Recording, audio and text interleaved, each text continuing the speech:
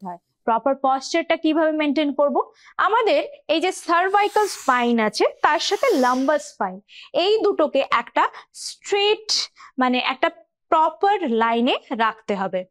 তার সাথে সাথে আমাদের ব্যাক একটা রেস্ট দিতে হবে, মানে প্রপার স্পাইনের পজিশন উইথ ব্যাক রেস্ট। তারপরে যেটা দেখতে হবে সেটা হচ্ছে আমাদের থাইটা প্যারালাল টু দ্য ফ্লোর রাখতে হবে এবং পায়ের পাতা যেন ফ্ল্যাট হয়ে মাটিতে টাচ করে। তার মানে কি হলো, আমাদের থাই ট্রাঙ্কের সাথে একটা 90 ডিগ্রি অ্যাঙ্গেল ফর্ম করলো এবং পায়ের সাথেও একটা 90 ডিগ্রি অ্যাঙ্গেল ফর্ম করলো। কিন্তু সবসময় যে একদম 90 ডিগ্রি করেই বসতে হবে এমন কথা নেই, হালকা এক্সটেনশন করেও বসতে পারেন আপনার সুবিধা অনুযায়ী, কিন্তু একটা প্রপার পশ্চার আমাদের মেনটেন করতে হবে। আরেকটা জিনিস যেটা দেখতে হবে সেটা হচ্ছে আমাদের ল্যাপটপের স্ক্রিন যেটা, সেটার উপরে যে এজটা আছে সেটা আমাদের আই লেভেলে যেন থাকে।